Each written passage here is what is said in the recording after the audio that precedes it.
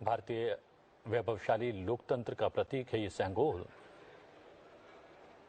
संसद के नए भवन में राष्ट्रपति पहली बार अभिभाषण अपना देंगी। तस्वीर आप देख रहे हैं, जो हर साल इस तरह की तस्वीर देखने को मिलती है, लेकिन इस बार थोड़ा अलग। नए संसद भवन से बजट सत्र की शुरुआत हो रही है, जहां पर द्रौपदी मुर्मू पहली बार अपना अभिभाषण देंगी। तो हमेशा अब इसे याद रखा जाएगा कि नए संसद भवन में सबसे पहले अभिभाषण राष्ट्रपति द्रौपदी मुर्मू ने दिया।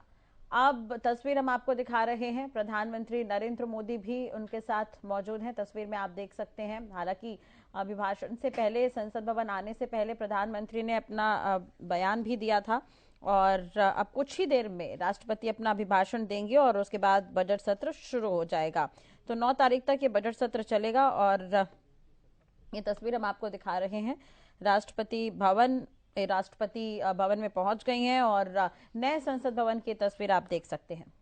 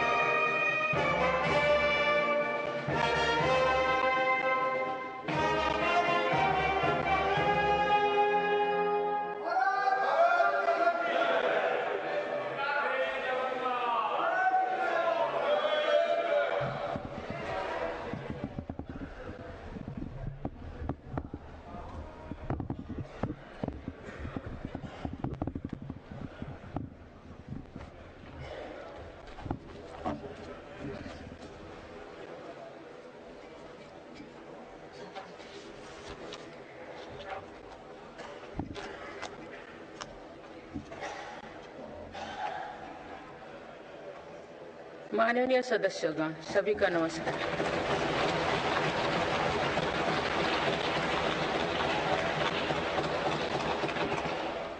इस नए सदन भवन में ये मेरा पहला संबोधन है। आज की अमृतकाल की शुरुआत में ये भव्य भवन बना है। यहाँ एक भारत श्रेष्ठ भारत की महक भी है। भारत की सभ्यता और संस्कृति की चेतना भी है। इसमें हमारी लोकतांत्रिक और संसदीय परंपराओं के सम्मान का प्रण भी है। साथ ही 21वीं सदी के नए भारत के लिए नई परंपराओं के निर्माण का संकल्प भी है। मुझे पूरा विश्वास है कि इस नए भवन में नीतियों पर सार्थक संवाद होगा। ऐसी नीतियां जो आजादी के अमृत काल में विकसित भारत का निर्माण करेगी। मैं आप सभी को अपनी शुभकामनाएं देती हूँ। माननीय सदस्यगण, ये हमारे संविधान के लागू होने का भी 75वां वर्षगांठ है। इसी कालखंड में आजादी के 75 वर्षों का उत्सव अमृत महोत्सव भी संपन्न हुआ है। इस दौरान देश भर में अनेक कार्यक्रम हुए। देश ने अपने गुमनाम स्वतंत्रता सेनानियों को याद किया। 75 साल बाद युवा पीढ़ी ने फिर स्वतंत्रता संग्राम के उस कालखंड को जिया। इस उत्सव के दौरान मेरी माटी मेरा देश अभियान के तहत देश भर के हर गांव की मिट्टी के साथ अमृत कलश दिल्ली लाया गया। 2 लाख से ज्यादा शिला फलकों स्थापित किए गए। जानते हैं कि महिलाओं के लिए आर्थिक स्वतंत्रता के क्या मायने हैं। मेरी सरकार ने महिलाओं की आर्थिक भागीदारी बढ़ाने के लिए निरंतर प्रयास किए हैं। आज लगभग 10 करोड़ महिलाएं स्वयं सहायता समूह से जुड़ चुके हैं। इन समूहों को 8 लाख करोड़ रुपया बैंक लोन और 40,000 करोड़ रुपया की आर्थिक सहायता दी गई है। मेरी सरकार 2 करोड़ महिलाओं को लाखपति दीदी बनाने का अभियान चला रही है।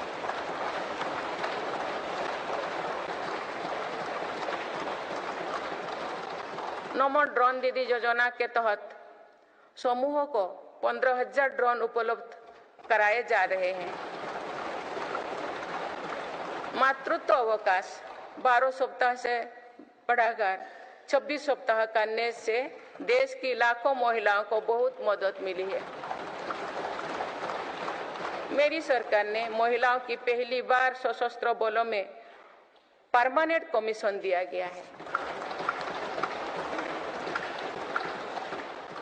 पहली बार सैनिक स्कूलों और राष्ट्रीय रक्षा अकादमी में महिला कैडेट्स के प्रवेश दिया गया है।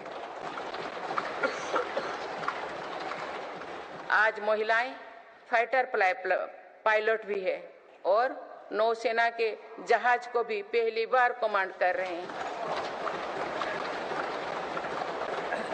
मुद्रा योजना के तहत जो 40 करोड़ से ज्यादा लोन दिए गए हैं, उनमें करीब 31 करोड़ से ज्यादा लोन महिलाओं को मिली है। इस योजना से लाभ लेकर करोड़ों महिलाओं ने स्वरोजगार शुरू किए हैं।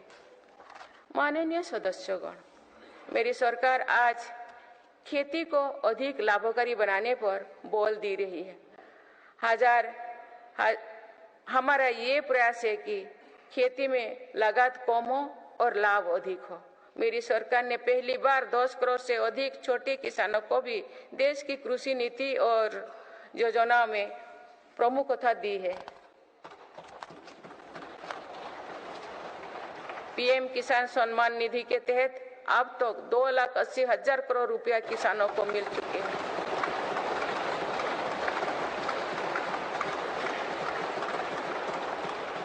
दो सालों में किसानों के लिए बैंक से आसान लोन में 3 गुना वृद्धि की गई है।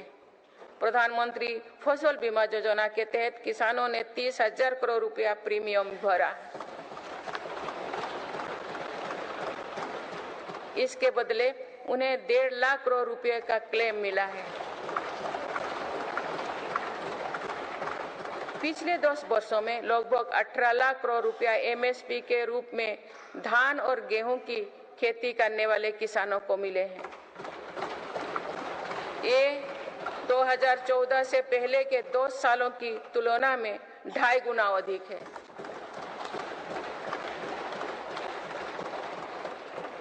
पहले तिलहन और दलहन फसलों की सरकारी खरीदी नहीं की बराबर थी।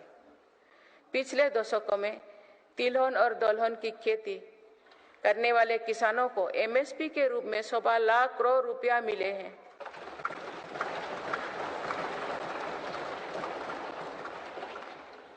ये मेरी ही सरकार है जिसने पहली बार देश में कृषि निर्यात नीति बनाई है।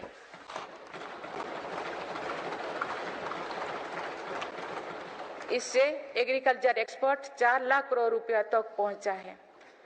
किसानों को सस्ती खाद मिले, इसके लिए 10 सालों में 11 लाख करोड़ रुपया से अधिक खर्च किए गए हैं।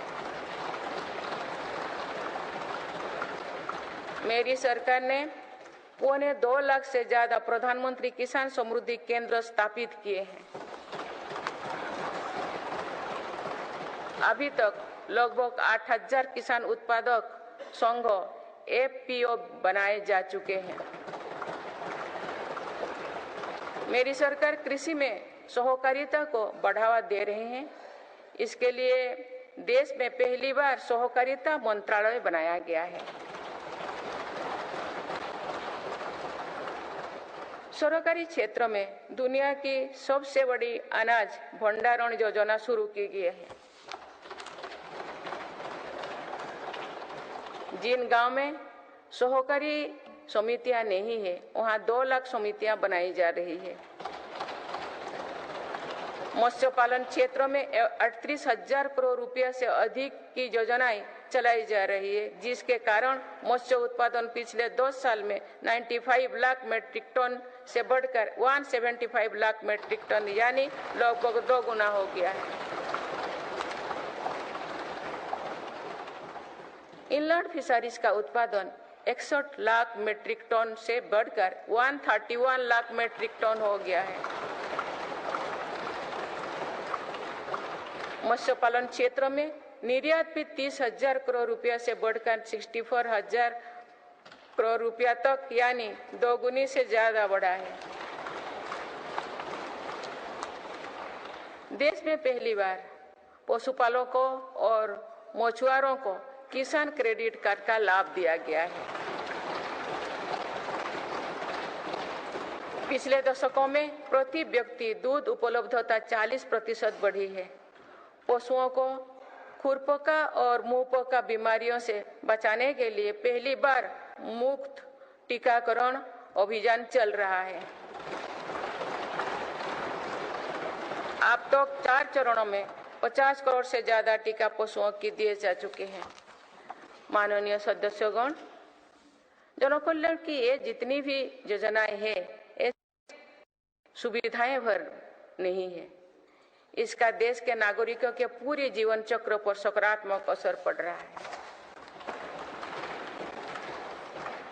विभिन्न सरकारी और गैर सरकारी संस्थाओं द्वारा मेरी सरकार की योजनाओं के प्रभावों का अध्ययन किया गया है।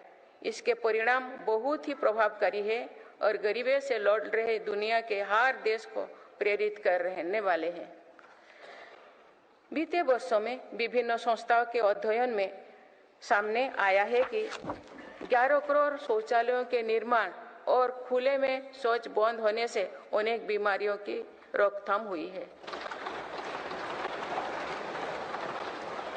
इससे शहरी क्षेत्र के हर गरीब परिवार को इलाज पर प्रति वर्ष 60,000 रुपया तक की बचत हो रही है। पाइप से शुद्ध पेयजल मिलने से भी प्रति वर्ष लाखों बच्चों की जान बच रही है। पीएम आवास योजना पर हुई अध्ययन के अनुसार पक्के घर से परिवार की सामाजिक प्रतिष्ठा और गरिमा बढ़ी है। पक्के घर में बच्चों की पढ़ाई बेहतर हुई है और ड्रॉप आउट की दर में कमी आई है। प्रधानमंत्री सुरक्षित मातृत्व अभियान के वजह से आज देश में 100% संस्थागत प्रसव हो रही है। इस वजह से माता मृत्यु दर में भी भारी गिरावट आई है। एक और अध्ययन के अनुसार उज्ज्वला योजना के लाभार्थी परिवारों में गरीब बीमारी की घटनाओं में कम आई है।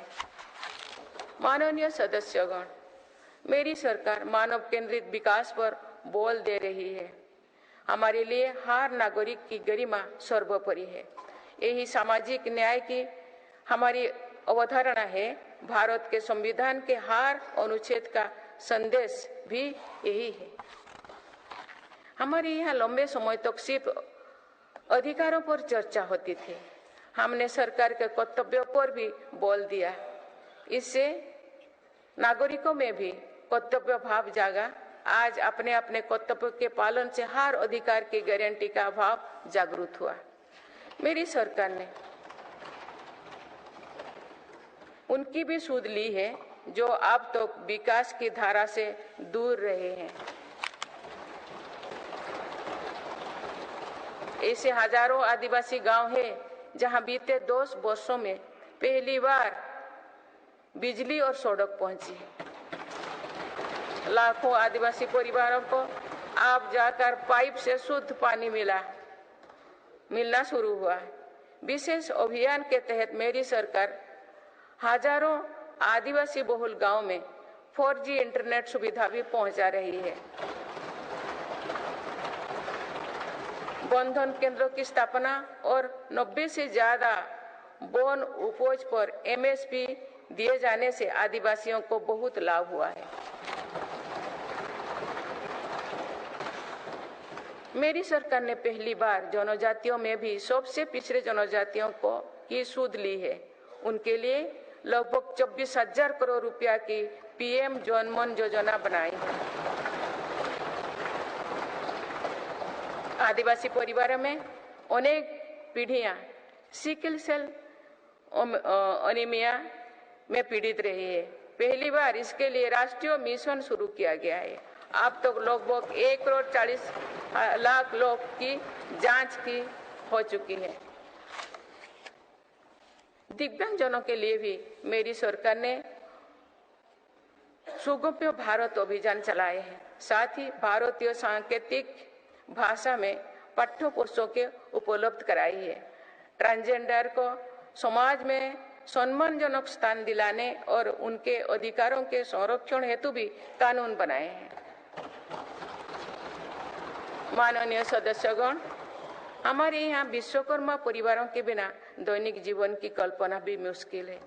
ये परिवार पीढ़ी दर पीढ़ी अपने कौशल को आगे बढ़ाते हैं, लेकिन सरकारी मदद के अभाव में हमारी विश्वकर्मा साथी बुरी स्थिति से गुजर रहे थे। मेरी सरकार ने ऐसे विश्वकर्मा परिवार को भी सुध ली है।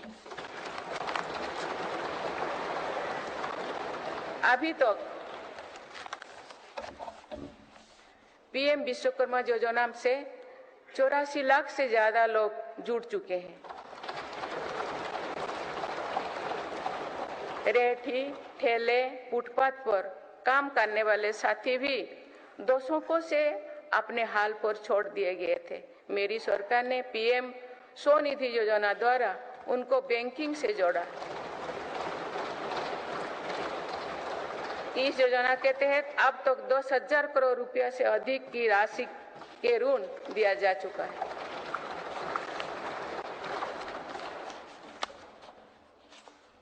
सरकार ने इन पर भरोसा करते हुए बिना कोलेटरल के ऋण दिया। इस भरोसे के मजबूत करते हुए अधिकांश लोगों ने ऋण भी वापस किया है, अगली किस्त का भी लाभ उठाया है।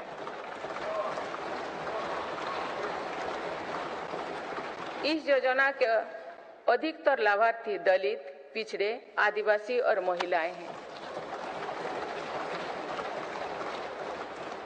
माननीय सदस्यगण, सबका साथ, सबका विकास, सबका विश्वास और सबका प्रयास के मंत्र पर चल रही मेरी सरकार समाज के हर वर्ग को उचित अवसर देने में जुटी है।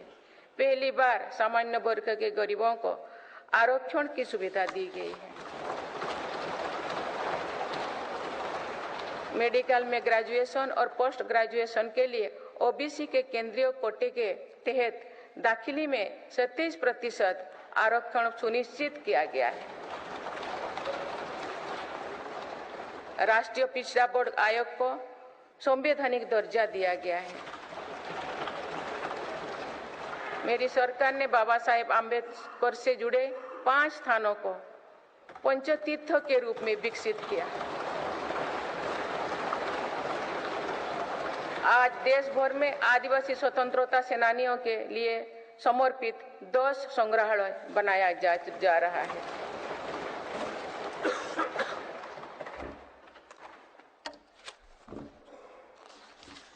माननीय सदस्यगण, मेरी सरकार ने ऐसे क्षेत्रों की भी पहली बार विकास से जोड़ा है जो दशकों तक उपेक्षित रहे।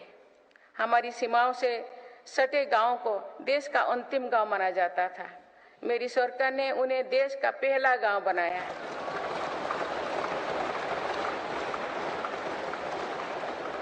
इन गांवों के विकास के लिए वाइब्रेंट विलेज प्रोग्राम शुरू किया है।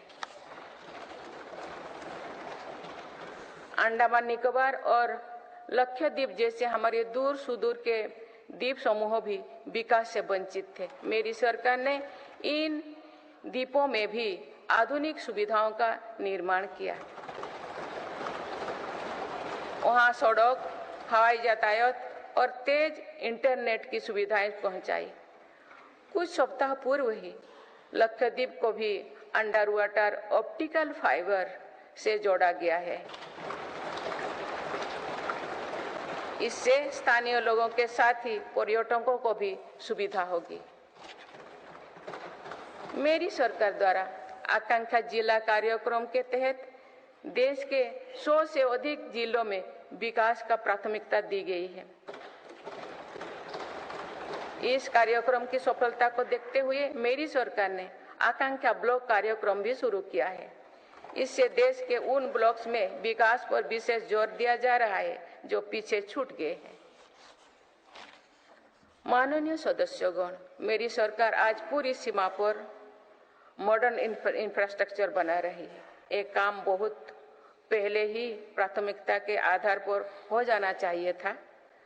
आतंकवाद हो या विस्तारवाद, हमारी सेनाएं आज जैसे को तैसा की नीति के साथ जवाब दे रही है।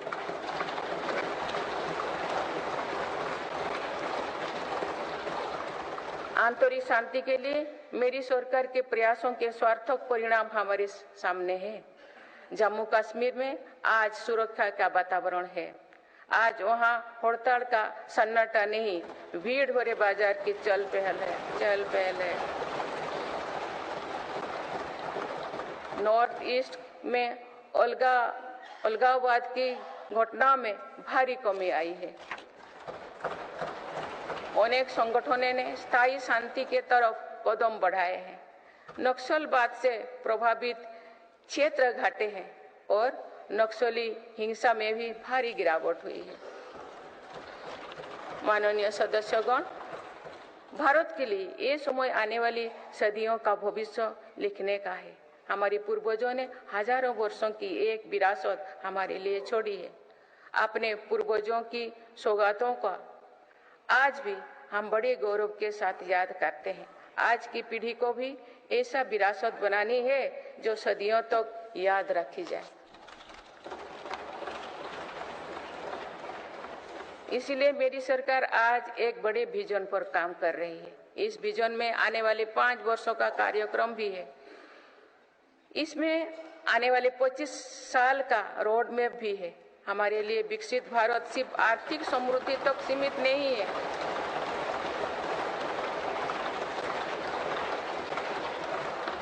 हमारे लिए विकास भारत सिर्फ आर्थिक समृद्धि तक सीमित नहीं है। हम सामाजिक, सांस्कृतिक और सामरिक ताकत को भी उतना ही महत्व देते हैं।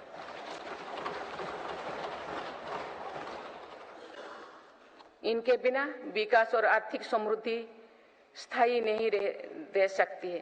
बीते दशकों के फैसले भी इसी ध्येय से लिए गए हैं। आज भी अनेक कदम इसी लक्ष्य के साथ उठाया जा रहे हैं। माननीय सदस्यगण, भारत के तेज विकास को लेकर आज दुनिया की हर एजेंसी आश्वस्त है।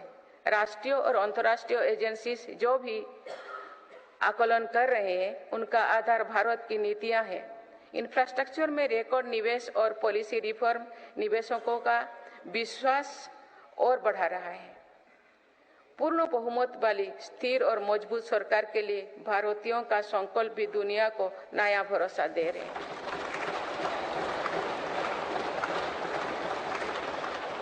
आज दुनिया को विश्वास है कि भारत ही ग्लोबल सप्लाई चेन को सशक्त कर सकता है। इसीलिए भारत भी आज इसके लिए बड़े कदम उठा रहे हैं। देश में एमएसएमई का एक मजबूत नेटवर्क बनाया जा रहा है। मेरी सरकार ने 14 सेक्टर्स के लिए PLI योजनाएं शुरू किए हैं। इसके तहत अभी तक लगभग 9 लाख करोड़ रुपया का उत्पादन हो चुका है। इससे देश में रोजगार और स्वरोजगार के लाखों नए अवसर बने। PLI से इलेक्ट्रॉनिक्स, फार्मा, फूड प्रोसेसिंग और मेडिकल डिवाइस के सेक्टर में भी लाभ हो रहा है। मेडिकल डिवाइस से जुड़े दर्जनों प्रोजेक्ट्स में उत्पादन शुरू हो चुका है। मेरी सरकार ने देश में 3 बल्क ड्रग पार्क भी बनाए हैं। माननीय सदस्यगण, आज मेड इन इंडिया एक ग्लोबल ब्रांड बन चुका है। मेक इन इंडिया को लेकर आज दुनिया आकर्षित हो रही है। आत्मनिर्भर भारत के लक्ष्यों को दुनिया समझ रही है। आज दुनिया भर की कंपनियां भारत में नए सेक्टर्स को लेकर उत्साहित है। सेमीकंडक्टर सेक्टर में हो रहा निवेश इसका उदाहरण है। सेमीकंडक्टर सेक्टर से इलेक्ट्रॉनिक्स और ऑटोमोबाइल सेक्टर को भी बहुत लाभ होगा। मेरी सरकार आज ग्रीन मोबिलिटी को बहुत प्रोत्साहित दे रही है। बीते कुछ सालों में ही देश में लाखों इलेक्ट्रिक वाहनों का निर्माण हुआ है। अब तो हम भारत में ही बड़े हवाई जहाज की मैन्युफैक्चरिंग के लिए भी कदम बढ़ा चुके हैं। आने वाले समय में मैन्युफैक्चरिंग सेक्टर्स में करोड़ों नए रोजगारों का सृजन होगा। माननीय सदस्यगण, विश्व में आज ऐसे उत्पादों को विशेष मांग है जो पर्यावरण के अनुकूल है। इसलिए मेरी सरकार जीरो इफेक्ट जीरो डिफेक्ट पर बल दे रही है। आज ग्रीन एनर्जी पर हमारा बहुत फोकस है। 10 वर्षों में नॉन फॉसिल फ्यूल पर आधारित ऊर्जा क्षमता 81 गीगावाट से बढ़कर 188 गीगावाट हो चुकी है। इस दौरान सोलर पावर कैपेसिटी में 26 गुना बढ़ोतरी हुई है। इसी तरह विंड पावर कैपेसिटी 2 गुनी हो चुकी है। रिन्यूएबल एनर्जी इंस्टॉल कैपेसिटी की दृष्टि से हम दुनिया में 4थे नंबर पर हैं। विंड पावर कैपेसिटी में भी हम 4थे नंबर पर हैं। सोलर पावर कैपेसिटी में हम 5वें नंबर पर हैं। भारत में 2030 तक अपनी स्थापित क्षमता का 50% नॉन फॉसिल फ्यूल में से भरा करने का लक्ष्य रखा है। बीते 10 वर्षों में 11 नए सोलर पार्क बन चुके हैं। 9 सोलर पार्क्स पर आज काम चल रहा है। कुछ दिन पहले ही घर की छत पर सोलर एनर्जी उपलब्ध कराने के लिए एक नई योजना घोषित की गई है।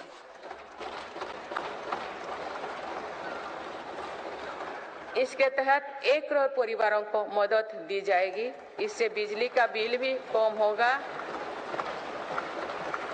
और अतिरिक्त बिजली की खरीद विद्युत बाजारों में की जाएगी। परमाणु ऊर्जा के क्षेत्र में भी बहुत तेजी से काम किया जा रहा है। मेरी सरकार ने 10 नए परमाणु ऊर्जा संयंत्रों को स्वीकृति दी है।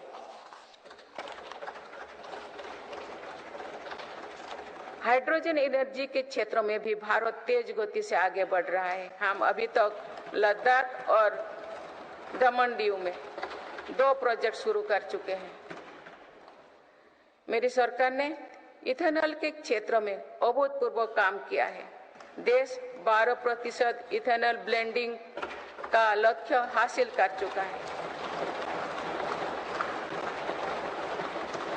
बहुत ही जल्द 20% इथेनॉल ब्लेंडिंग का टारगेट भी पूरा होने वाला है। इससे हमारे किसानों की आय बढ़ेगी। अभी तक सरकारी कंपनियां 1 लाख करोड़ रुपया से ज्यादा का इथेनॉल खरीद चुकी हैं। इन सारे प्रयासों से अपनी ऊर्जा जरूरतों के लिए विदेशों पर निर्भरता कम होगी। कुछ दिन पहले ही बंगाल की खाड़ी में एक नया ब्लॉक में तेल उत्पादन शुरू हुआ है। ये देश के लिए एक बड़ी सफलता है। माननीय सदस्यगण, धरती पर महत्वपूर्ण खनिजों की मात्रा सीमित है, इसीलिए मेरी सरकार सर्कुलर इकोनॉमी को प्रोत्साहित कर रही है। भारत की पहली व्हीकल स्क्रैपेज पॉलिसी का लक्ष्य भी है। गहरे समुद्रों में खनिजों की संभावनाओं को तलाशना भी जरूरी है। इसी लक्ष्य के साथ डीप ओशन मिशन शुरू किया है। इस मिशन में अपने समुद्री जनजीवन के बारे में हमारी समझ भी बेहतर होगी। भारत का समुद्रयान इस क्षेत्र में शोध कर रहा है। मेरी सरकार भारत को दुनिया की एक बड़ी स्पेस पावर बनाने में जुटे हैं। ये मानव जीवन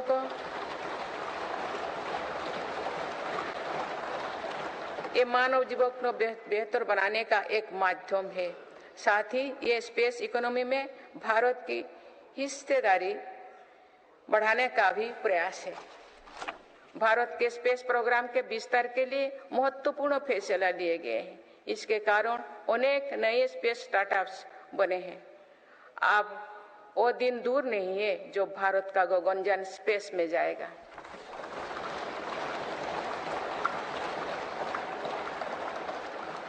माननीय सदस्यगण, मेरी सरकार ने भारत को दुनिया के अग्रणी डिजिटल इकोनॉमीज में से एक बनाया है।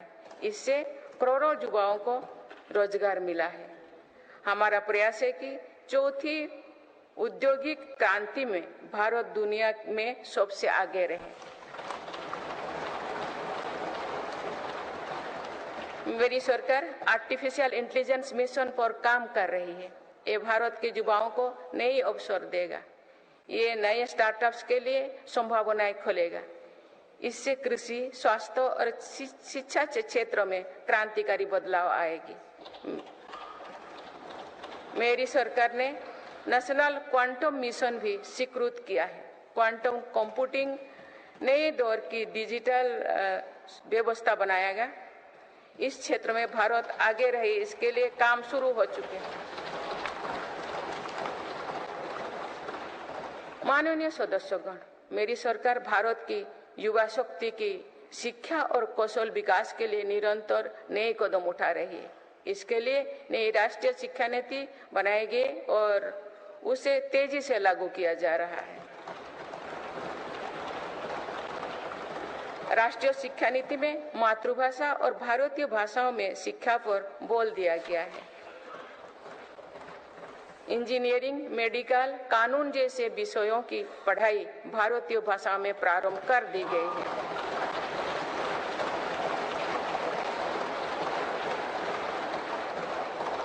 स्कूली शिक्षा में गुणवत्ता लाने के लिए मेरी सरकार 14,000 से अधिक पीएम श्री विद्यालयों पर काम कर रही है। इनमें से 6,000 से अधिक विद्यालय शुरू हो चुके हैं। मेरी सरकार के प्रयासों से देश में ड्रॉप आउट रेट कम हुआ है। उच्च शिक्षा में छात्राओं के दाखिले ज्यादा हो रही है। अनुसूचित जाति के विद्यार्थियों के नामांकन में लगभग 44% वृद्धि हुई है।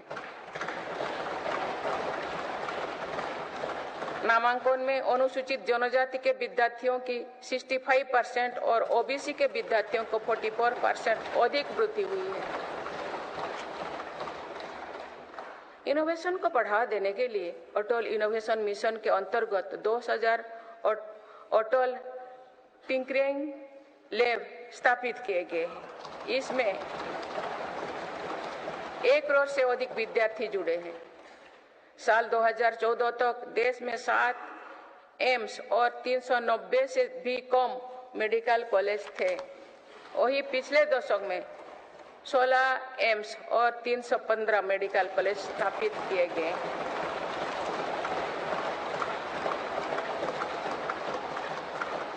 एक 157 नर्सिंग कॉलेज स्थापित किए जा रहे हैं।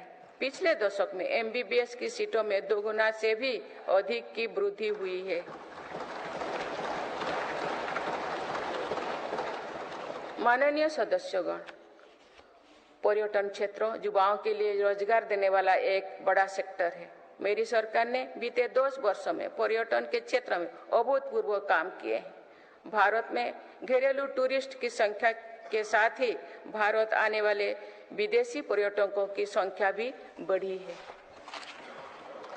पर्यटन के क्षेत्र में जो वृद्धि हो रही है, इसका कारण भारत की बढ़ती साख है। आज दुनिया भारत को देखना और जानना चाहती है। इसके अलावा शानदार कनेक्टिविटी विकसित होने के कारण भी पर्यटन का दायरा बढ़ा है। जगह जगह एयरपोर्ट बनने से भी बहुत फायदा हो रही है। नॉर्थ ईस्ट में आज रिकॉर्ड संख्या में टूरिस्ट पहुंच रही है।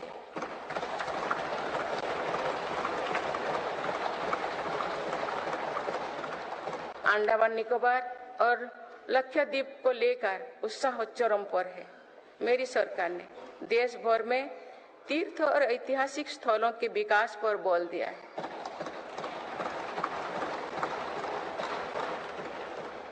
इससे अब भारत में तीर्थ यात्रा आसान।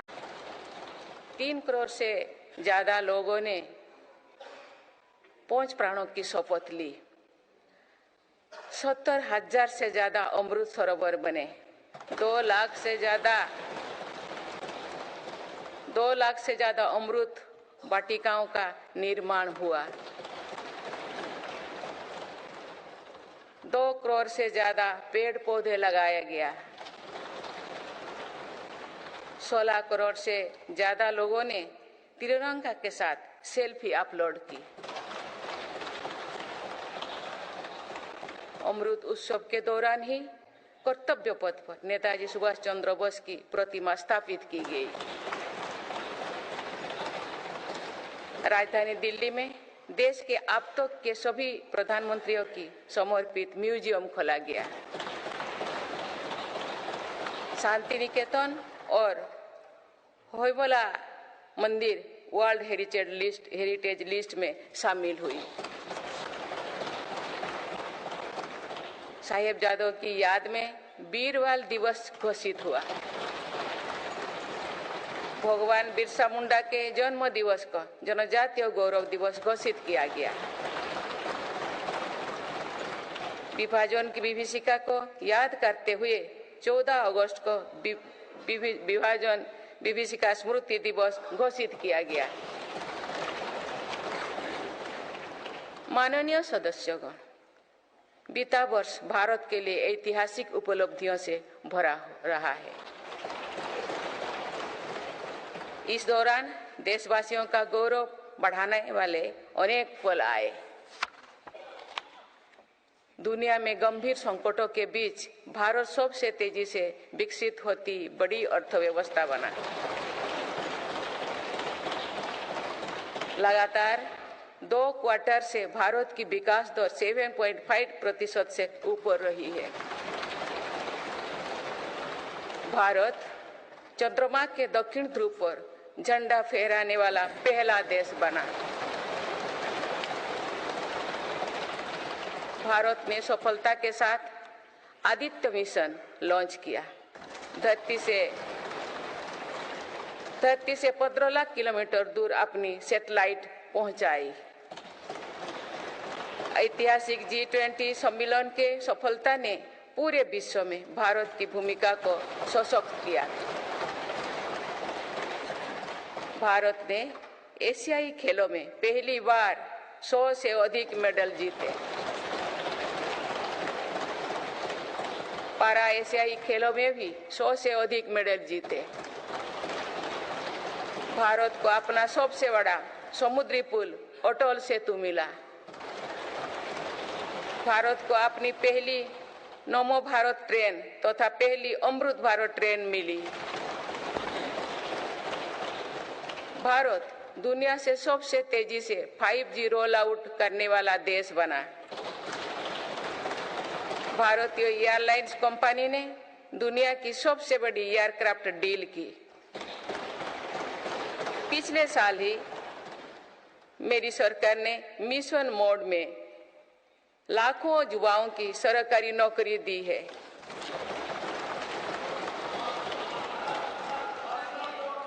माननीय सदस्यगण, बीते 12 महीने में मेरी सरकार अनेक महत्वपूर्ण विधेयक लेकर भी आए। ये विधेयक आप सभी संसद सदस्यों के सहयोग से आज कानून बन चुके हैं। ये ऐसे कानून है जो विकसित भारत के संकल्पों की सिद्धि का मजबूत आधार है। तीन दशक बाद नारी शक्ति बंधन अधिनियम पारित करने के लिए मैं आपकी सराहना करती हूँ।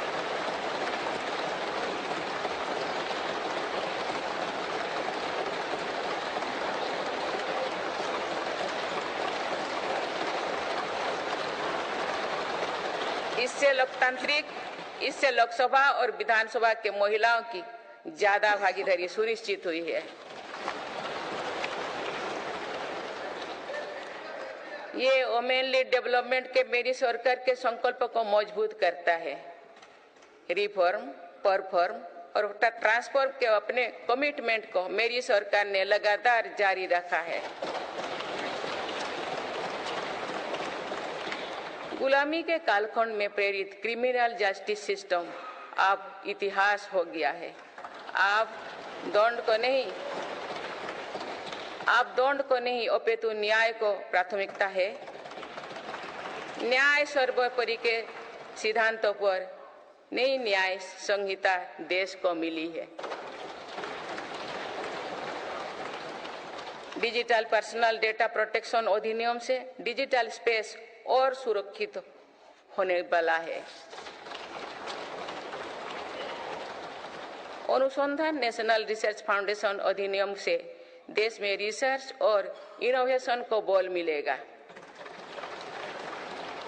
जम्मू और कश्मीर आरक्षण कानून से वहां भी जनजातीय समुदाय को प्रतिनिधित्व का अधिकार मिलेगा।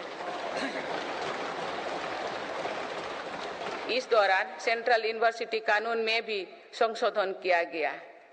इससे तेलंगाना में सोरक का सेंट्रल ट्राइबल यूनिवर्सिटी बनने का रास्ता सुगम हुआ।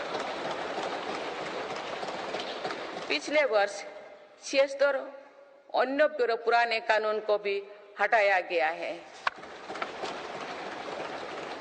मेरी सरकार परीक्षाओं में होने वाली गड़बड़ी को लेकर युवाओं की चिंता से अवगत है। इसीलिए ऐसे गलत तरीके को सख्ती के लिए नया कानून बनाने का निर्णय लिया है। माननीय सदस्यगण, कोई भी राष्ट्र तेज गति से तभी आगे बढ़ सकता है जब वो पुराने चुनौतियों का पूरा परास्त करते हुए अपने ज्यादा से ज्यादा ऊर्जा भविष्य निर्माण में लगाए। पिछले 10 वर्षों में भारत ने राष्ट्र हित में ऐसे अनेक कार्यों को पूरा होते हुए देखा है जिनका इंतजार देश के लोगों को दशकों से था। राम मंदिर के निर्माण की आकांक्षा सदियों से थी, आज ये सोच हो चुका है।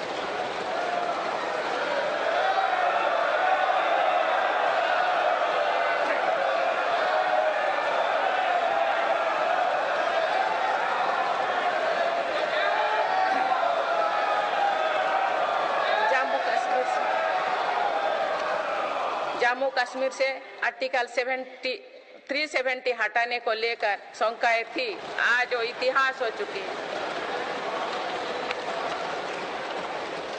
इसी संसद ने 3 तलाक के विरुद्ध कड़ा कानून बनाया है।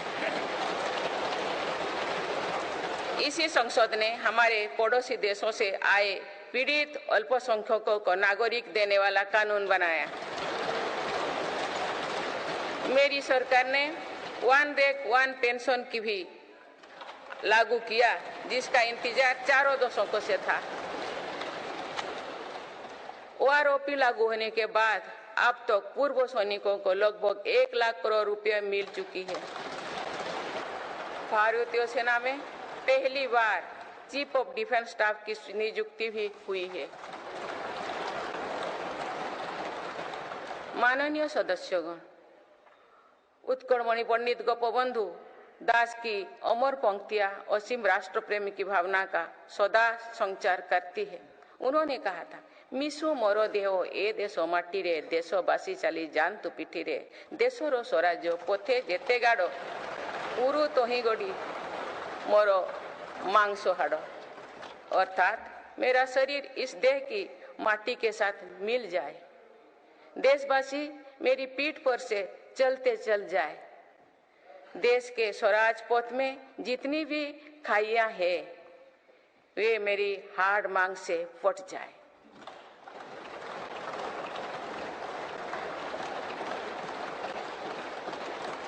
इन पंक्तियों में हमें कर्तव्यों की पराकाष्ठा दिखती है। राष्ट्र सर्वोपरि का आदर्श दिखाई देता है। ये उपलब्धियां जो आज देख रही है वो बीते 10 वर्षों की साधना का विस्तार है। हमें सभी बचपन से गरीबी हटाओ के नारे सुनते आ रहे हैं। अब हम जीवन में पहली बार बड़े पैमाने पर गरीबी को दूर होने देख रहे हैं। नीति आयोग के अनुसार मेरी सरकार के 1 दशक के कार्यकाल में करीब 25 करोड़ देशवासी गरीबी से बाहर निकले हैं।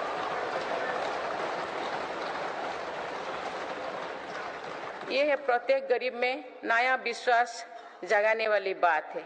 जो 25 करोड़ लोगों की गरीबी दूर हो सकती है तो उसकी भी गरीबी दूर हो सकती है। आज अर्थव्यवस्था के विभिन्न आयामों को देखें तो ये विश्वास बढ़ता है कि भारत सही दिशा में तथा सही निर्णय लेते हुए आगे बढ़ रही है। बीते 10 वर्षों में हमने भारत को फ्रेजाइल 5 से निकलकर टॉप 5 इकोनॉमीज में शामिल होते देखा है।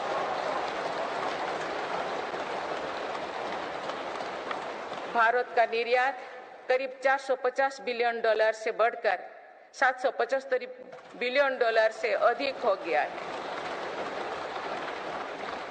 पहले की तुलना में एफडीआई द्विगुना हुआ है। खादी और ग्रामोद्योग के उत्पादों की बिक्री में 4 गुना से अधिक की वृद्धि हुई है। आईटीआर फाइल करने वाले की संख्या करीब 3.25 करोड़ से बढ़कर लगभग 8.25 करोड़ हो चुकी है और बढ़ोतरी 2 गुना से भी कहीं अधिक है। 1 दशक पहले देश में केवल कुछ 100 स्टार्टअप थे जो आज बढ़कर 1 लाख से अधिक हो गया। साल में 94,000 कंपनियां रजिस्टर हुई थी। पिछले वर्ष ये संख्या 1,60,000 तक पहुंच चुके। दिसंबर 2017 में 98 लाख से लोग जीएसटी देते थे। आज इनकी संख्या 1,40,00,000 है। 2014 से पहले के 10 वर्षों में लगभग 13 करोड़ वाहन बिके थे। पिछले 10 वर्षों में देशवासियों ने 21 करोड़ से अधिक वाहन खरीदे हैं। 2014-15 में लगभग 2000 इलेक्ट्रिक वाहन बिके थे, जबकि 2023-24 में दिसंबर माह तक ही लगभग 15 लाख इलेक्ट्रिक वाहन बिक चुके हैं। माननीय सदस्यगण, बीते दशक में मेरी सरकार ने सुशासन और पारदर्शिता को हर व्यवस्था का मुख्य आधार बनाया है। इसी का परिणाम है कि हम बड़े आर्थिक सुधारों के साक्षी बने हैं। इस दौरान देश को इंसॉल्वेंसी एंड बैंकरप्सी कोड मिला है। देश को जीएसटी के रूप में एक देश एक टैक्स कानून मिला है। मेरी सरकार ने माइक्रो इकोनॉमिक स्टेबिलिटी में भी सुनिश्चित की है। 10 वर्षों में कापेक्स 5 गुना बढ़कर 10 लाख करोड़ हो गया है। साथ ही फिजिकल डेफिसिट भी नियंत्रण भी में है। आज हमारे फॉरेक्स रिजर्व्स 600 अरब डॉलर से ज्यादा है।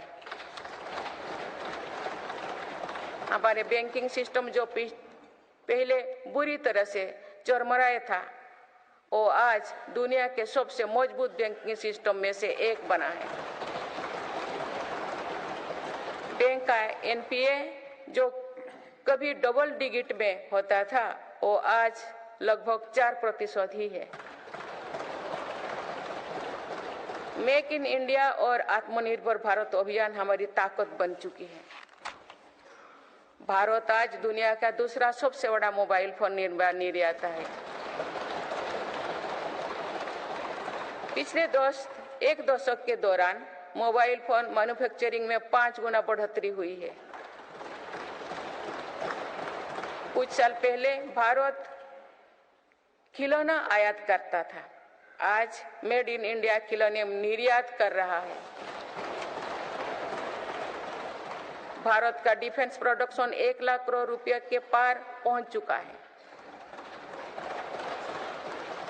आज हर भारतीय देश में बने एयरक्राफ्ट कैरियर आईएनएस विक्रांत को देखकर गर्व से भरा हुआ है। लड़ाकू विमान तेजस अब हमारी वायुसेना की ताकत बन रहे हैं। C295 ट्रांसपोर्ट एयरक्राफ्ट का निर्माण भारत में होने जा रहा है। आधुनिक एयरक्राफ्ट इंजन भी भारत में बनाया जाएगा। उत्तर प्रदेश और तमिलनाडु में डिफेंस कॉरिडोर का विकास हो रहा है। मेरी सरकार ने डिफेंस सेक्टर में निजी क्षेत्रों की भागीदारी सुनिश्चित की है। स्पेस सेक्टर को भी हमारी सरकार ने युवा स्टार्टअप्स के लिए खोल दिया है। माननीय सदस्यगण, मेरी सरकार वेल्थ क्रिएटर का सम्मान करती है तथा भारत के प्राइवेट सेक्टर के सामर्थ्य पर विश्वास करती है। भारत में बिजनेस करना आसान हो, इसके लिए उपयुक्त माहौल रहे, इस पर भी मेरी सरकार लगातार काम कर रही है। ईज ऑफ डूइंग बिजनेस में लगातार सुधार हो रहा है। बीते कुछ वर्षों में 40,000 से ज्यादा कंप्लायंस को हटाया जा या सरल किया गया है। कंपनीज एक्ट तथा लिमिटेड लायबिलिटी पार्टनरशिप एक्ट में 63 प्रावधानों को अपराध की सूची में बाहर किया गया है। जौन विश्वास अधिनियम द्वारा 183 प्रावधानों को अपराध की श्रेणी से बाहर किया गया है। अदालत के बाहर विवादों को सौहार्दपूर्ण समाधान हेतु मध्यस्थता पर कानून बनाया गया है। वन और पर्यावरण विभाग से क्लियरेंस मिलने में जहां 600 दिन लगते थे, वहां आज 75 दिन से भी कम समय लगता है। फेसलेस असेसमेंट योजना से टैक्स व्यवस्था में और पारदर्शिता आई है। माननीय सदस्यगण, हमारे एमएसएमई सेक्टर को भी रिफॉर्म्स का बहुत अधिक लाभ हो रहा है। आप अवगत है कि हमारे एमएसएमईज में आज करोड़ों देशवासी काम कर रहे हैं। एमएसएमईज और लघु उद्यमियों को सशक्त करने के लिए मेरी सरकार पूरी प्रतिबद्धता से काम कर रही है। एमएसएमई की परिभाषा का विस्तार किया गया है। नई परिभाषा में निवेश और टर्नओवर को समाहित किया गया है। आज उद्यम और उद्यम असिस्ट पोर्टल और लगभग 3.5 करोड़ एमएसएमई रजिस्टर्ड है। बीते वर्षों में एमएसएमईज के लिए क्रेडिट गारंटी स्कीम के तहत करीब 5 लाख करोड़ की गारंटी स्वीकृति की गई है। ये 2014 से पहले के दशक से 6 गुना अधिक है। माननीय सदस्यगण, मेरी सरकार का एक और बड़ा रिफॉर्म डिजिटल इंडिया का निर्माण है। डिजिटल इंडिया ने भारत में जीवन और बिजनेस दोनों को बहुत आसान बना दिया है। आज पूरी दुनिया मानती है कि ये भारत की बहुत बड़ी उपलब्धि है। विकसित देशों में भी भारत ऐसा डिजिटल सिस्टम नहीं है। गांव में भी सामान्य खरीद बिक्री डिजिटल तरीके से होगी, ये कुछ लोगों की कल्पना से भी परे था। आज दुनिया के कुल रियल टाइम डिजिटल लेन देन का 46% भारत में होता है।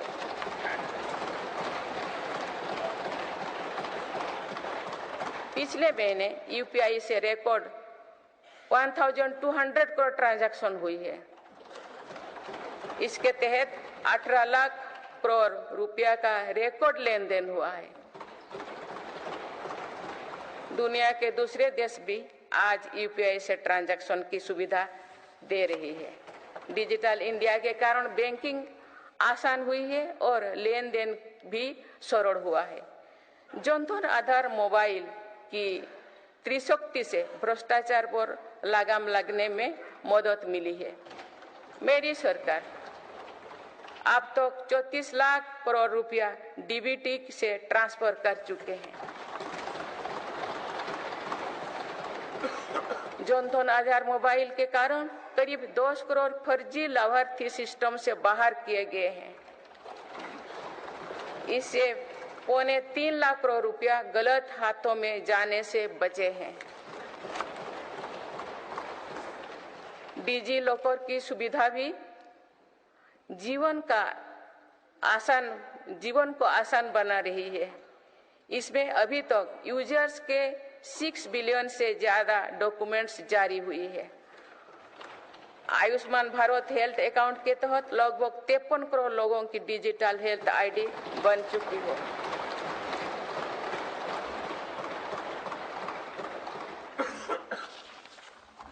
माननीय सदस्यगण, डिजिटल के साथ साथ फिजिकल इंफ्रास्ट्रक्चर पर भी रिकॉर्ड निवेश हुई है। आज भारत में ऐसा इंफ्रास्ट्रक्चर बन रहा है जिसका सपना हर भारतीय देखता था। पिछले 10 वर्षों के दौरान गांवों में 4.25 लाख किलोमीटर नई सड़कें बने हुए हैं। नेशनल हाईवे की लंबाई 90,000 किलोमीटर से बढ़कर 1,40,000 किलोमीटर हुई है। 4 लेन नेशनल हाईवे की लंबाई 2.5 गुना बढ़ी है। हाई स्पीड कॉरिडोर की लंबाई 500 किलोमीटर थी, जो आज 4,000 किलोमीटर है। एयरपोर्ट की संख्या 74 से 2 गुना बढ़कर 149 हो चुकी है। देश के बड़े बंदरगाह पर कार्गो हैंडलिंग कैपेसिटी 2 गुना हो गई है। ब्रॉडबैंड इस्तेमाल करने वालों की संख्या में 14 गुना बढ़ोतरी हुई है। देश को लगभग 2 लाख गांव पंचायत को ऑप्टिकल फाइबर से जोड़ा जा चुका है। 4 लाख से अधिक कॉमन सर्विस सेंटर भी खुले हैं, जो रोजगार का बड़ा माध्यम बने हैं। देश में 10,000 किलोमीटर गैस पाइपलाइन भी बढ़ाई गई है। One nation one power grid से बिजली की व्यवस्था में सुधार हुआ है। One nation one gas grid से गैस आधारित अर्थव्यवस्था को बल मिल रहा है। सिर्फ 5 शहरों तक सीमित मेट्रो की सुविधा आज 20 शहरों में है। 25,000 किलोमीटर से ज्यादा रेलवे ट्रैक बिछाई गई। ये कोई विकसित देश के कुल रेलवे ट्रैक की लंबाई से भी ज्यादा है। भारत रेलवे के 100% इलेक्ट्रिफिकेशन के बहुत निकट है। इस दौरान भारत में पहली बार सेमी हाई स्पीड ट्रेन शुरू हुई है। आज 39 से ज्यादा रोड्स पर वंदे भारत ट्रेन चल रही है। अमृत भारत स्टेशन योजना के तहत 1300 से ज्यादा रेलवे स्टेशनों का कायाकल्प हो रहा है। माननीय सदस्यगण, मेरी सरकार मानती है कि विकसित भारत की भव्य इमारत 4 मजबूत स्तंभों पर खड़ी होगी। ये स्तंभ है युवा शक्ति, नारी शक्ति, किसान और गरीब।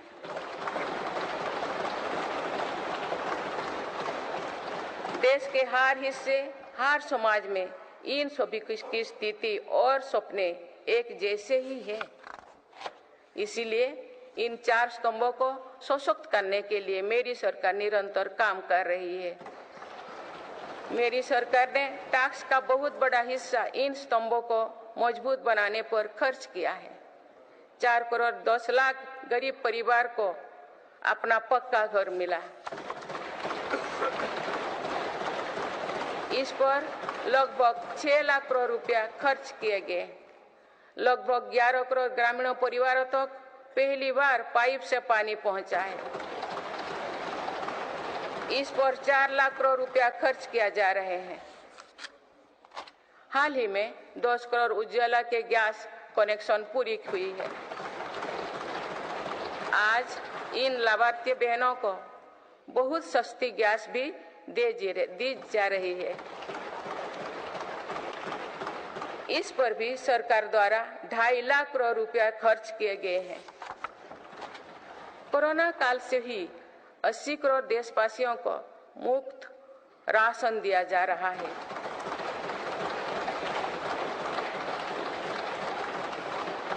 अब इसे आने वाले 5 वर्षों के लिए आगे बढ़ाया गया है। अब इस पर 11 लाख करोड़ रुपया और खर्च होने का अनुमान है। मेरी सरकार का प्रयास है कि हर योजना का तेजी से सैचुरेशन हो, कोई भी लाभार्थी वंचित ना रहे। इसके लिए 15 नवंबर से विकसित भारत संकल्प यात्रा चल रही है। अभी तक इस यात्रा से करीब 19 करोड़ देशवासी जुड़ चुके हैं। माननीय सदस्यगण, बीते वर्ष में विश्व ने 2 बड़े युद्ध देखे और कोरोना जैसे वैश्विक महामारी का सामना किया। ऐसे वैश्विक संकटों के बावजूद मेरी सरकार ने देश में महंगाई को काबू में रखा, सामान्य भारतीयों का बोझ नहीं बढ़ने दिया।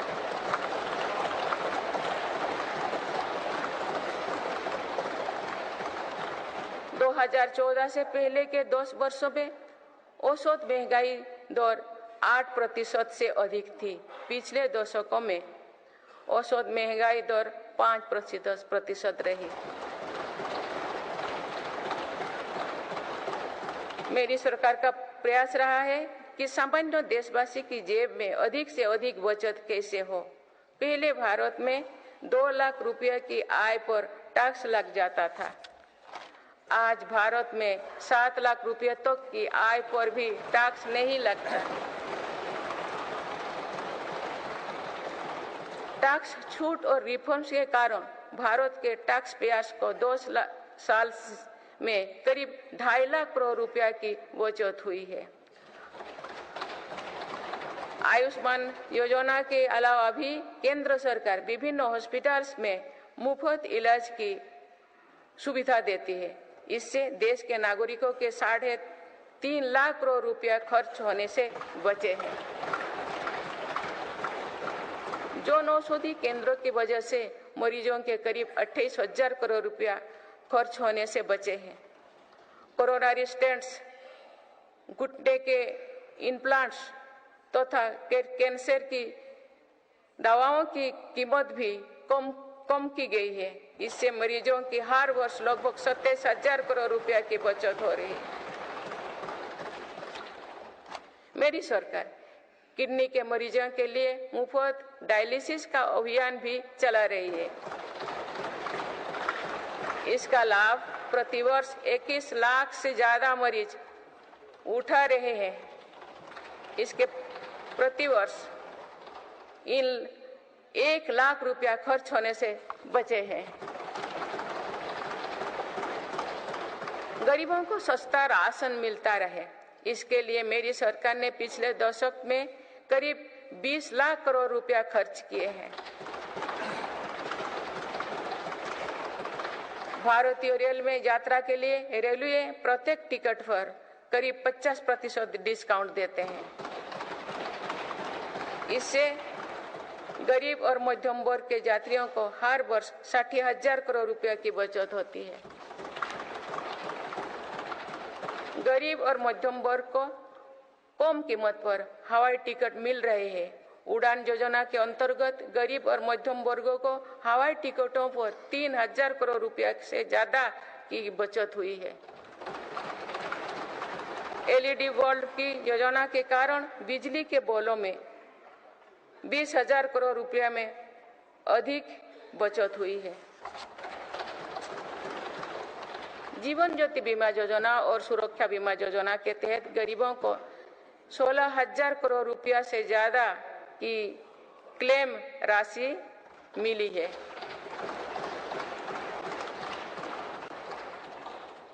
माननीय सदस्यगण, नारी शक्ति का सामर्थ्य बढ़ाने के लिए मेरी सरकार हर स्तर पर काम कर रही है। इस वर्ष की गणतंत्र दिवस परेड भी नारी शक्ति के लिए समर्पित थी।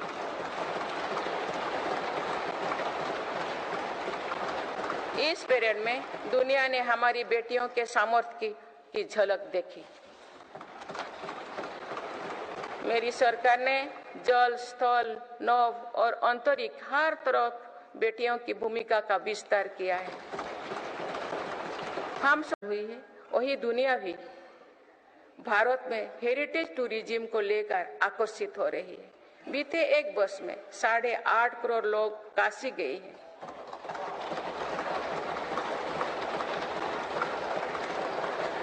पाँच करोड़ से अधिक लोगों ने महाकाल के दर्शन किए हैं।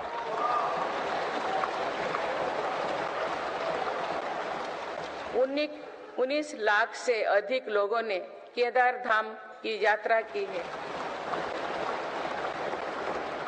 अयोध्या धाम में ही प्राण प्रतिष्ठा के बाद 5 दिनों में ही 13 लाख श्रद्धालु दर्शन कर चुके हैं।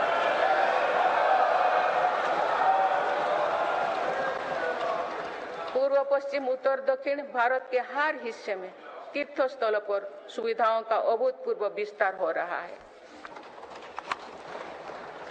मेरी सरकार भारत को मीटिंग और प्रदर्शनी से जुड़े सेक्टर में भी अग्रणी बनाना चाहती है। इसके लिए भारत मंडपम और यशोभूमि जैसा इंफ्रास्ट्रक्चर बनाया जा रहा है।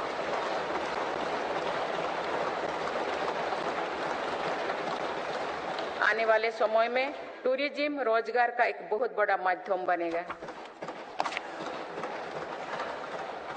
माननीय सदस्यगण, देश की युवा शक्ति को कौशल और रोजगार से जोड़ने के लिए हम स्पोर्ट्स इकोनॉमी को मजबूत कर रहे हैं।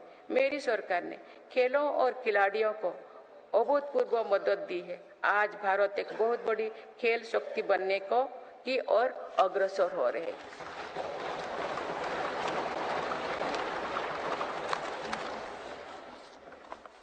खिलाड़ियों के साथ ही आज हम स्पोर्ट्स से जुड़े दूसरे क्षेत्रों पर भी बल दे रहे हैं। आज नेशनल स्पोर्ट्स यूनिवर्सिटी बन चुकी है। देश में हमने दर्जनों सेंटर ऑफ एक्सीलेंस बनाए हैं। इससे स्पोर्ट्स को एक प्रोफेशन के रूप में चुनने का अवसर युवाओं को मिलेगा।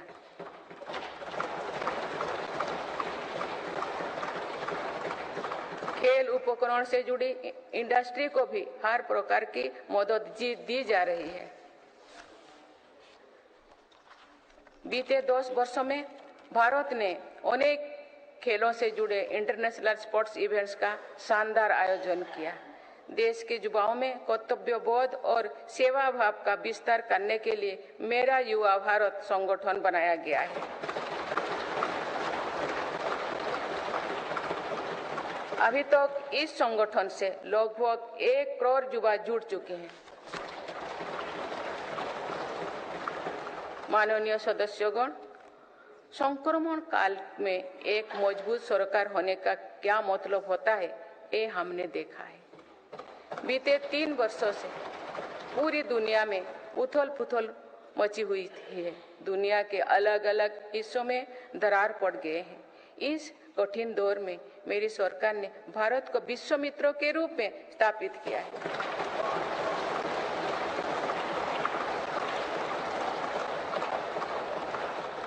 विश्व मित्रों की भूमिका के कारण ही आज हम ग्लोबल साउथ की आवाज बन पाए हैं। बीते 10 वर्षों में एक और पुरानी सोच को बदला गया है। पहले डिप्लोमेसी से जुड़े कार्यक्रम को दिल्ली के गलियारे तक ही सीमित रखा जाता था। मेरी सरकार ने इसमें भी जनता की सीधी भागीदारी सुनिश्चित की है। इसका एक बेहतरीन उदाहरण भारत द्वारा G20 अध्यक्षता के दौरान देखा गया है।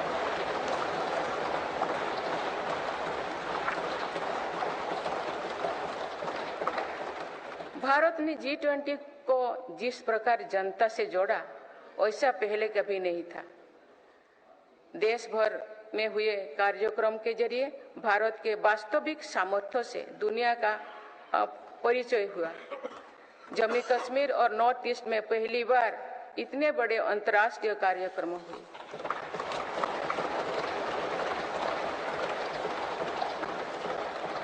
पूरी दुनिया ने भारत में ऐतिहासिक G20 सम्मेलन की प्रशंसा की। ऐसे बंटे हुए माहौलों में भी एक मत से दिल्ली घोषणा पत्र जारी होना ऐतिहासिक है। वुमेन लेड डेवलपमेंट से लेकर पर्यावरण के मुद्दों पर भारत का विजन दिल्ली घोषणा पत्र की नींव बना।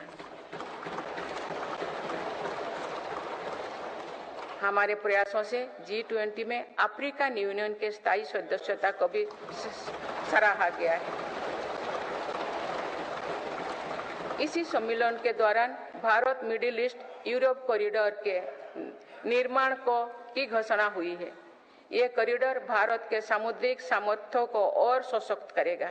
ग्लोबल बायोफ्यूल अलायंस का लॉन्च होना भी बहुत बड़ी घटना है। इस प्रकार के कदम वैश्विक समस्याओं के समाधान में भारत की भूमिका का विस्तार कर रहे हैं। माननीय सदस्यगण, मेरी सरकार ने वैश्विक विवादों और संघर्षों के इस दौरे में भी भारत के हितों को मजबूती से दुनिया के सामने रखा है। भारत की विदेश नीति का दायरा आज अतीत की विदेशों से कहीं आगे बढ़ चुका है। आज भारत अनेक वैश्विक संगठनों का सम्मानित सदस्य है। आज आतंकवाद के खिलाफ भारत दुनिया के एक प्रमुख आवाज है।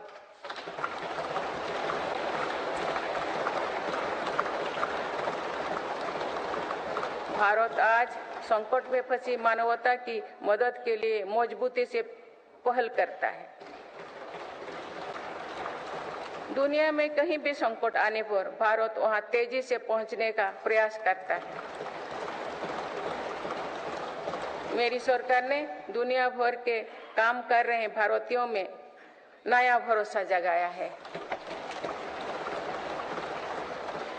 ऑपरेशनल गंगा, ऑपरेशनल कावेरी और वंदे भारत जैसे अभियान चलाकर जहां जहां संकट आया वहां से हर भारतीयों को हम तेजी से सुरक्षित वापस लेकर आए।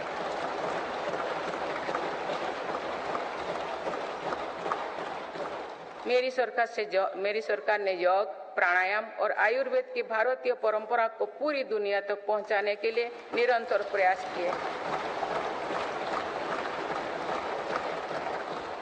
पिछले वर्ष संयुक्त राष्ट्र संघ के मुख्यालय में 135 देशों की प्रतिनिधित्व ने एक साथ योग किया।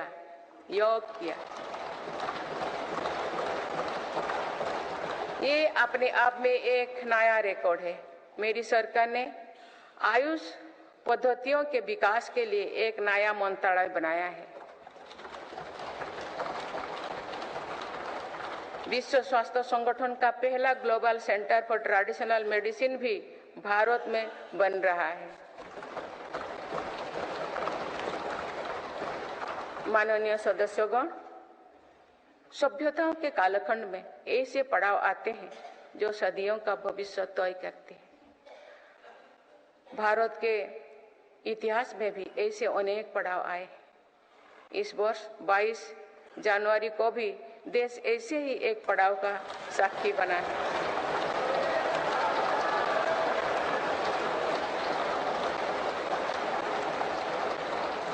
सदियों की प्रतीक्षा के बाद अयोध्या में रामलला अपने भव्य मंदिर में विराजमान।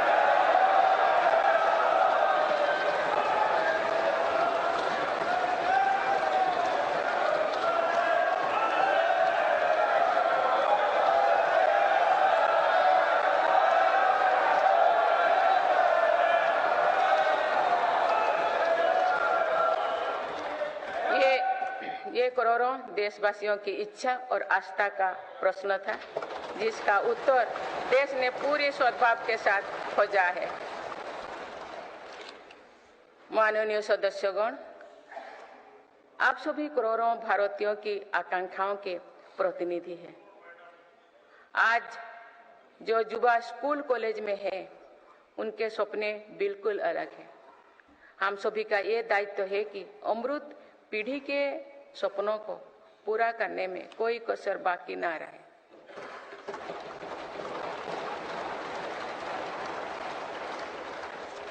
विकसित भारत हमारी अमृत पीढ़ी के सपनों को साकार करेगा। इसलिए हम सभी को एक साथ मिलकर संकल्पों की सिद्धि के लिए जुड़ना होगा।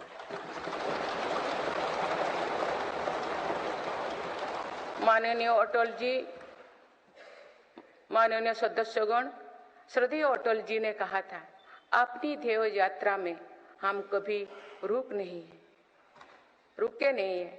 अपनी ध्येय यात्रा में हम कभी रुके नहीं, किसी चुनौती के सम्मुख कभी झुके नहीं।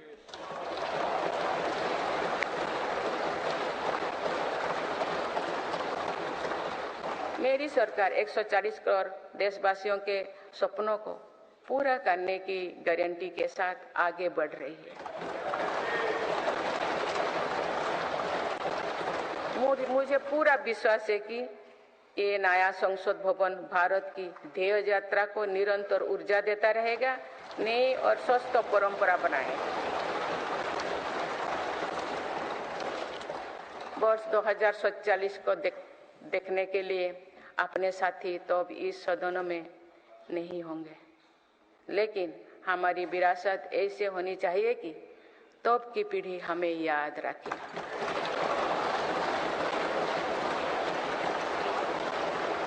आप सभी को बहुत बहुत शुभकामनाएं। धन्यवाद। जय हिंद, जय भारत। तो राष्ट्रपति के अभिभाषण से बजट सत्र की शुरुआत हो चुकी है और साथ ही सरकार ने दशकों के काम को 10 साल में पूरा किया है। यह बात राष्ट्रपति द्रौपदी मुर्मू ने सदन में कही है। विकसित भारत की इमारत 4 स्तंभों पर खड़ी होगी और ये 4 स्तंभ युवा, नारी, किसान और गरीब 4 मुख्य स्तंभ होंगे, जिन पर विकसित भारत की नींव होगी और दुनिया भारत के लक्ष्य को समझ रही है। राम मंदिर का सपना सच हुआ है, ये बातें द्रौपदी मुर्मू ने अपने अभिभाषण में कही और राष्ट्रपति के अभिभाषण के साथ बजट सत्र की शुरुआत हो चुकी है और कल वित्त मंत्री निर्मला सीतारमण अंतरिम बजट पेश करेंगी। विकसित भारत की इमारत 4 स्तंभों पर खड़ी होगी, ये बात राष्ट्रपति द्रौपदी मुर्मू ने अपने अभिभाषण में कही। युवा, नारी, किसान, गरीब, ये 4 मुख्य स्तंभ होंगे और दुनिया भर के देश आज भारत की तरफ देख रहे हैं, दुनिया भारत के लक्ष्य को समझ रही है।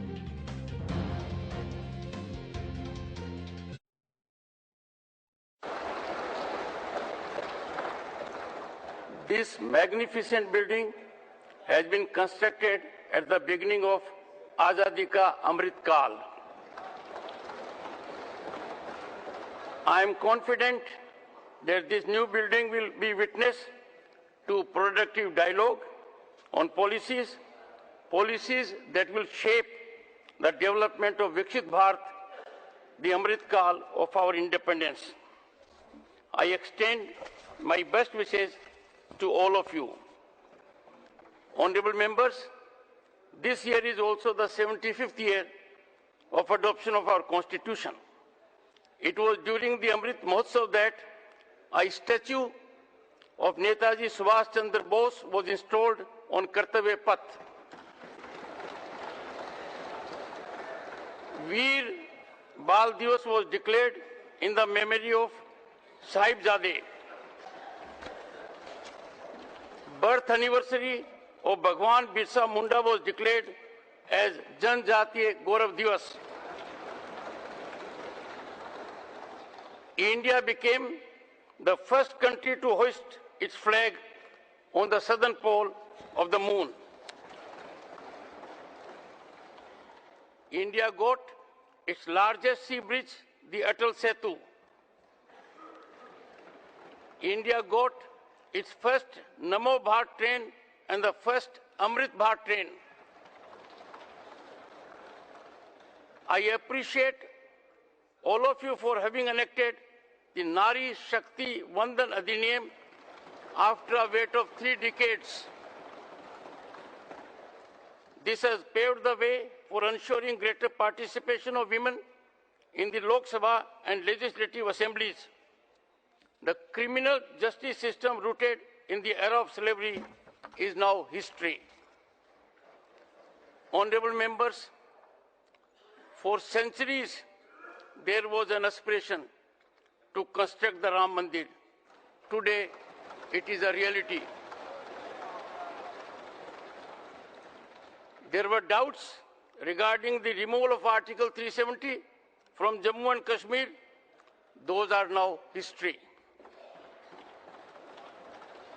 Today we have forex reserves in excess of $600 billion US. Today, India is the world's second largest producer of mobile phones.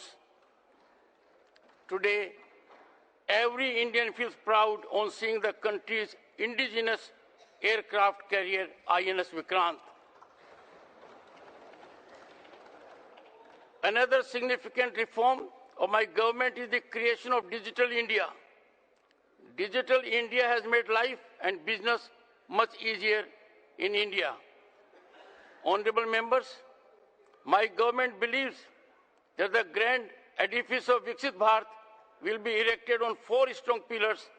These pillars are youth power, women power, farmer, and poor. My government is working at every level to strengthen Nari Shakti. This year's Republic Parade was also dedicated to women empowerment.